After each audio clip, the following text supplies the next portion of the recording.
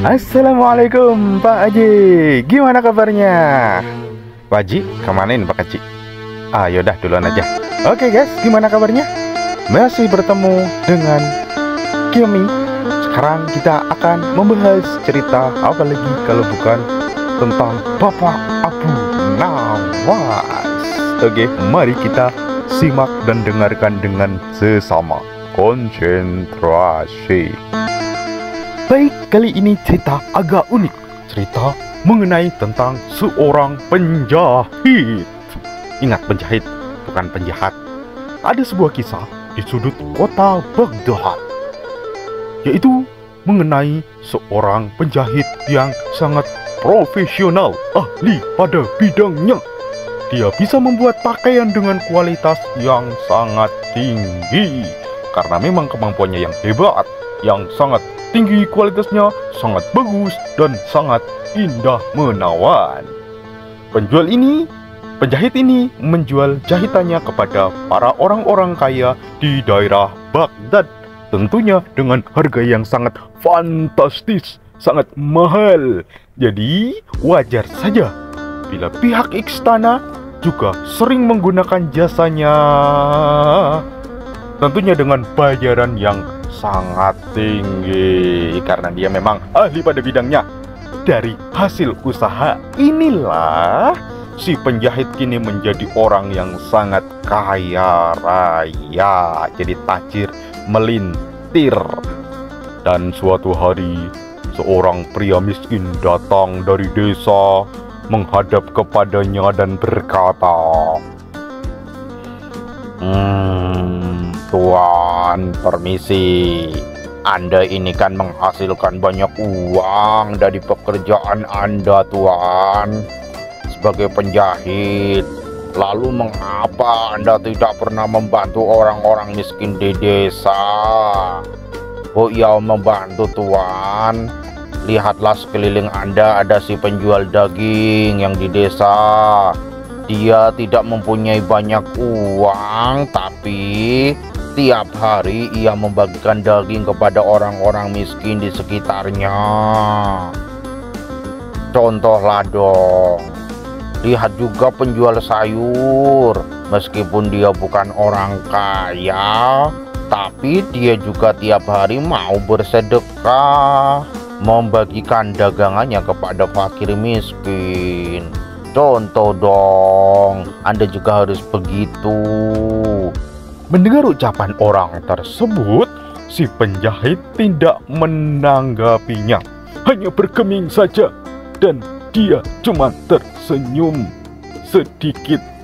Bahkan ketika pria miskin itu berpamitan pergi, si tukang jahit tak memberinya uang sepeser pun untuk bekal perjalanan si miskin pulang. Hal inilah yang membuat pria miskin itu sangat kesal. Dasar si tukang penjahit yang jahat, bakhil, pelit. Ia kemudian mengabarkan kepada masyarakat bahwasanya si penjahit yang kaya raya itu adalah orang yang sangat pelit, orang yang sangat bakhil, kikir, tidak mau bersedekah. Sehingga penduduk desa pun mulai terpancing, ikut-ikutan membenci tukang jahit tersebut. Kasihan dibenci karena dia pelit. Beberapa bulan setelah kejadian itu, si penjahit pun akhirnya jatuh sakit yang lumayan parah. Akan tetapi tak ada satupun dari penduduk desa yang peduli dan mau membantunya. Boro-boro membantu, menjenguk aja nggak ada, karena emang sifatnya pelit dan bakhil. Mereka malah mencemooh dan mengolok-oloknya. Kata mereka, itu penyakitnya karena dia pelit. Emang orang pelit kayak gitu akan dihampiri berbagai penyakit. Dan akhirnya dia meninggal dunia. Prosesi pemakamannya pun hanya dihadiri oleh segelintir orang saja, yaitu kerabat-kerabat dekatnya sendiri. Setelah kematian si tukang jahit tersebut, penjual daging kini tak lagi memberikan daging gratis kepada orang-orang miskin di sekitar penduduk desa.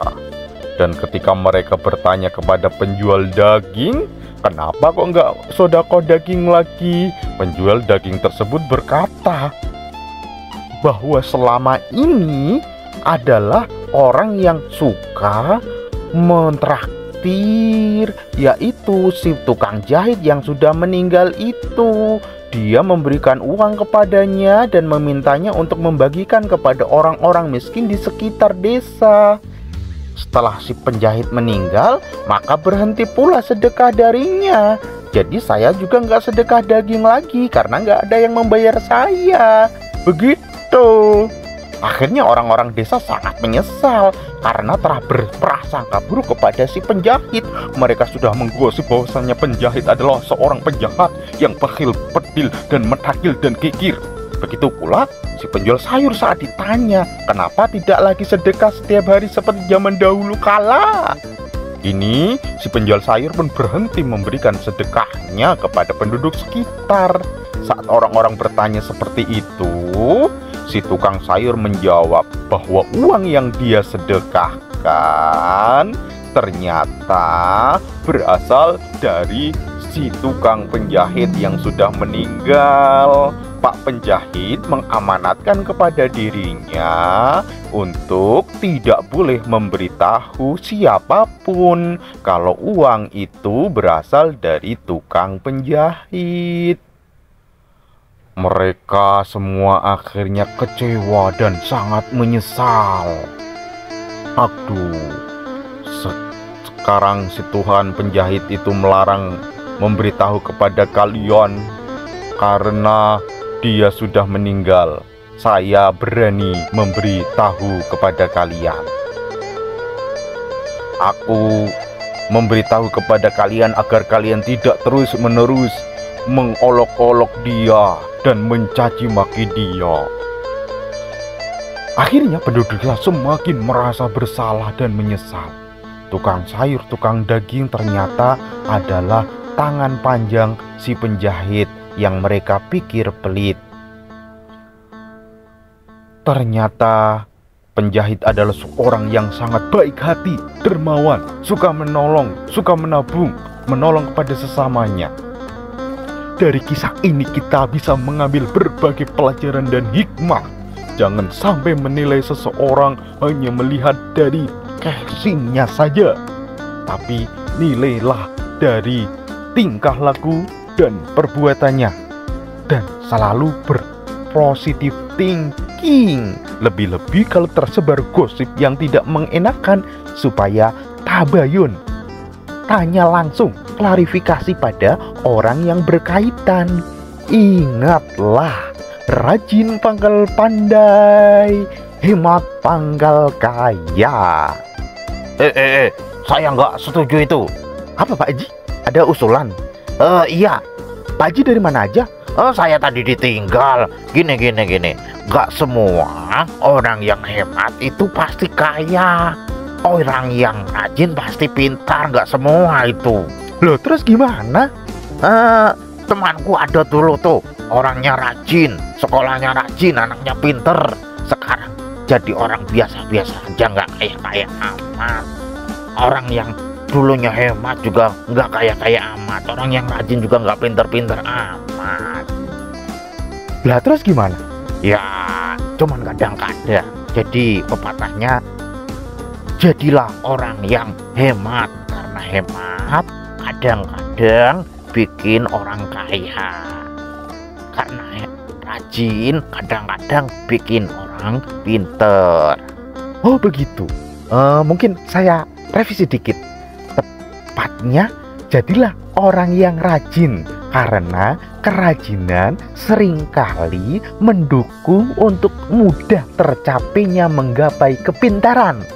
Dan jadilah orang yang hemat, karena seringkali hemat sederhana itu memudahkan untuk mencapai namanya kekayaan. Bukan begitu Pak Haji?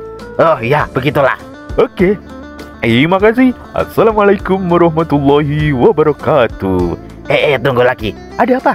Jangan lupa untuk like, share, comment, and subscribe. Dadah.